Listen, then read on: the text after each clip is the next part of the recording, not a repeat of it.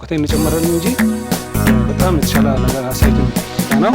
መጀመሪያ ካሜራ ምንነቱን አያውቅም። ዝም ብዬ ፎቶ ለማንሳት እና ያነሳሁትን ፎቶ ደግሞ ከልጬ ማቆሰል ውጪ ነው ነገር ውስጣዊ እስከምናደርግ ድረስ ደርሰንበታል። አምባውልት በዚህ በሶስት ቀናቶች ውስጥ ደርሰንበት በጣም ጥሩ ግንዛቤ ነው። ከምንም በላይ ሳይንሱን ነው የተረዳሁት። እዚህ ከለር አንስቶ ከአቀራረጽ ከአንገል ትልቅ አቅም የፈጠረበት ብራውን ጥያቄውን ደግሞ ምላሽ ያገኘንበት ስልጠና ከመውሰዴ በፊትና ከወሰድኩት ለምሳሌ መጀመሪያ የነበርኩት ትሬንድና አሁን ስልጠና ወስጄ የሰው ያለው ትሬንድ በጣም ይለያል። መጀመሪያ ካሜራ ምንነቱን አያውቅም። ዝም ብዬ ፎቶ ለማንሳት እና ያነሳሁትን ፎቶ ደግሞ ገልብጬ ማቆሰት ውጪ ካሜራ ላይ ምንነው ኪሎት ካሜራ ውስጥ ያለው ኪሎቶችን ብዙም አላውቅም። ግን ስልጠናውን ከወሰድኩ በኋላ በጣም ልዩነት አለ። ይሄ በመጀመሪያና በአሁኑ ማለት ነው።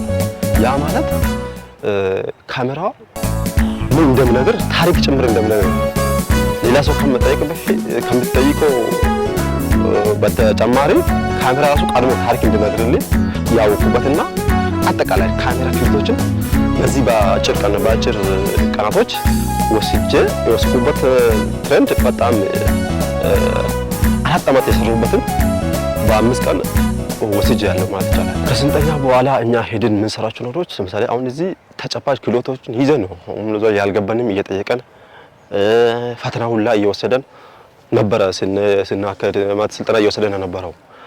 አሁን ከኛ የምንጠብቀው ይሄን ስልጠና ከወሰደን ሄድን ተግባራዊ ስናደርግ ነገ ማለት ነው ሁሌም አንዴ ስልጠና ወስደናል ብለን ከምንኩራራ ሁሌም ማለት ነው ያልገባንን መጠየቅ በሳምንት አንድ ቀንም ቢሆን ለከኛም የተሻለ ሰው እየጠየቀን ሙያችን እያዳበረን ዞናችን ገጽታ የላቀ ከፍ ለዓለም እያስተዋወቀን ጥሩ በቃ አላባ እንደሚሸጥ የትኛውም ዓለም ላይ አላባ ፎቶ የትኛውም ፎቶ የከቶ ሲባል አላባ እንዲልን ለማስራት ዝግጁ መሆን አለብን። ከዚህ ስልጠና በፊት በካሜራ ዝም ብዬ ይዤ ገብቼ በተስተካከለ ካሜራ ዝም ፎቶ ማንሳት እንጂ አጋጣሚ በመሃል ካሜራ ቢበላሽብኝ ማስተካከል ምንም እውቀት የለኝም፣ አላውቅም ማለት ነው።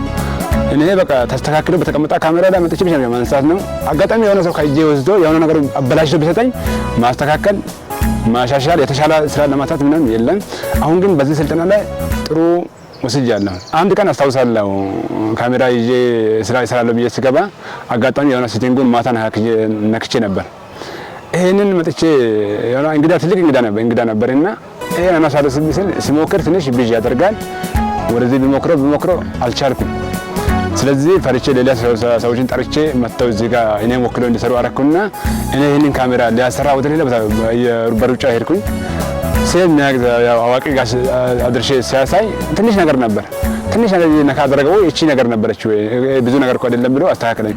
ግን አሁን ደግሞ ሳይ ውስጡን ገብቼ በምን እንደማስተካከል በምን እንደያሰገኝ በእውቀትና አውቆ መስራትና ሳያውቁ በማስራት ብዙ ልዩነቶች አሉ።